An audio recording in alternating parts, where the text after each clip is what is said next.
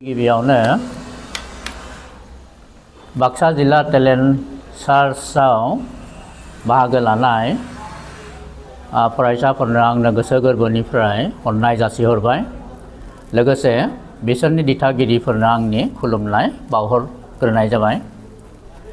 दिनै बाक्सा जिल्ला एबसुनि मावख' आफादाव मावखुलियाव जिरायनायनि जाहोनानो जाबाय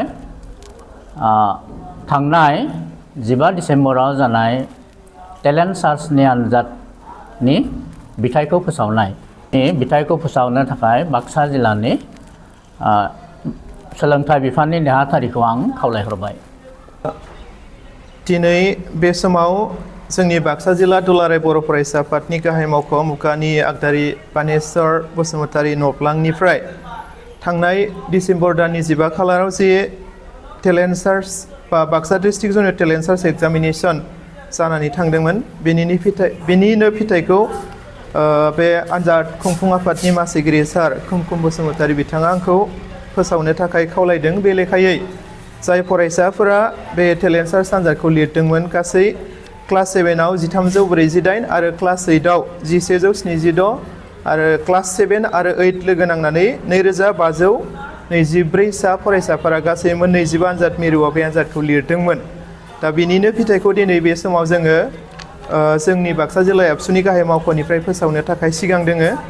जे फिथाइखौ जोङो जेसेबां फरायसाफोरा आनजादखौ लिरदों बेनिफ्रायनो टप 5 सायख'नाय जादों। सिगाङाव बेखौ जोङो आनजाद खुंफुं आफादनि जोहै सावरायनानै थि खालामखानाय जादोंमोन, इन्सट्राक्सनाव हरखादोंमन। बे लेखायै दिनै टप 5 जोङो बेखौ फोसावनो सिगांबाय। गिबियाव आङो टप 5निनो क्लास 7नि जे फरायसाफोरनि टप 5 मासि आवग्रिनो हानाय बे फरायसाफोरनि मुंखौ आङो फोसावनो सिगां दोङो। जे क्लास 7नि टप 5निनो फार्स्ट पजिशनखौ मोननो हादों बिबुंसार गयारि सालबारि हायार सेकेन्डारि स्कुलनिफ्राय। गासै बियो 86 जौखोन्दो मोननो हादों गेजेर बिसनि आनसलिकनिफ्राय। आरो सेकेन्ड पजिशनखौ मोननो हादों अलंबार दैमारि हाथरखि फरायसालि सालबारिनिफ्राय।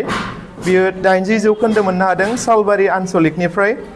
आरो क्लास 7निनो थार्ड पजिशनखौ मोननो हादों जौतिस बसुमतारिया। बियो बिरगोस्रि गार्लस एमइ स्कुलनिफ्राय गासै 78 जौखोन्दो मोननो हादों बियो राबां आनसलिकनिफ्राय।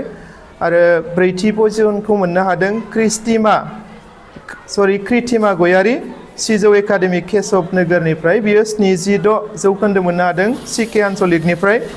आरो बाथि पजिशनखौ मोननो हादों सानसुमि बसुमतारिया हाथरखि फरायसालि सालबारिनिफ्राय। 74 जौखोन्दो मोननो हादों बियो। बिनि दख'राया रुपहि। बेनि उनाव थाखो 8नि जे टप 5 फरायसाफोरनि लिस्ट, बे लिस्टआव फैनाय बा टप 5आव मासि आवग्रिनो हानाय बा जायगा आवग्रिनो हानाय फरायसाफोरनि फारिलाइखौ आङो फरायनो थाखाय सिगां दोङो। टप 5निनो फार्स्ट पजिशनखौ मोननो हादों क्रिस्टि लाहारि हाथरखि फरायसालि सालबारिनिफ्राय। गासै 84 जौखोन्दो मोननो हादों बियो हस्तिनापुर बिजनि मौजा आनसलिकनिफ्राय। आरो नैथि पजिशनखौ मोननो हादों दिप्ति मुनि रामसियारिया बाथौ आश्रम गोजौ फरायसालि मेदाखातनिफ्राय। 78 जौखोन्दो मोननो हादों दक्षिण बाक्सा आनसलिकनि बियो। थामथि पजिशनखौ मोननो हादों हरजित बसुमतारिया हाथरखि फरायसालि सालबारिनिफ्राय।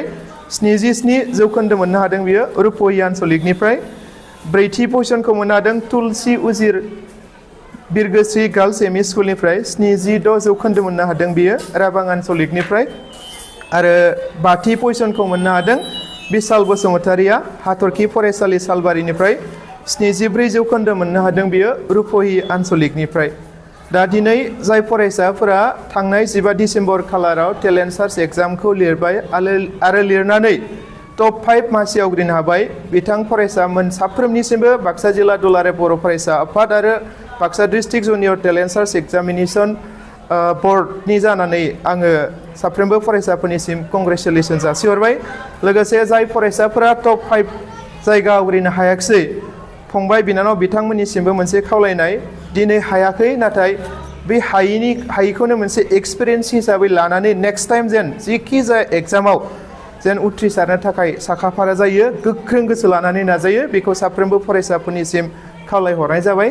लोगोसे जोङो दिनै टेलेन्ट सार्च एग्जाम आनजादखौ खुंनानै बेनिफ्राय मोनसे एसेसमेन्ट खालामनो हादों जे माबे ओनसोलनि माबे फरायसालिनि फरायसाफोरा जे दिनैनि बादायलायनायनि जुगजों बादायलांफानो थाखाय बेसेबां सांग्रां जोंनि फोरोंगुरुफोरा, जोंनि गार्जेनफोरा, जोंनि ओनसोलनि सुबुंफोरा जे फरायसाफोरखौ गोग्गो सोलोंथाइ लाहोनायाव बेसेबां सांग्रां बेनि एसेसमेन्टखौ जोङो टेलेन्ट सार्च आनजाद खुंनायनि जोहै मोनथिनानै मोनबाय।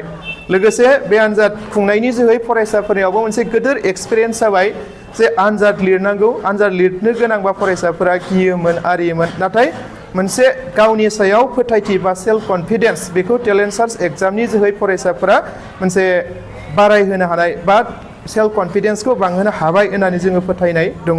आरो जाय फरायसाफोरा दिनै टेलेन्ट सार्च आनजादखौ लिरनानै उथ्रिसार जानो हाबाय बै फरायसाफोरखौ जोङो 20थि बाक्सा जिल्ला दुलाराय बर' फरायसा आफादनि बोसोरसालिया जथुम्मा जायनोखि सालबारि कलेजनि फिल्डआव जानो थांगासिनो दं फैगौ 2025 मायथाइनि जानुवारि दाननि 2, 3, 4 आरो 5 खालाराव बेवहायनो बै फरायसाफोरखौ जोङो बरायनाय आरो मान बावनाय जागोन।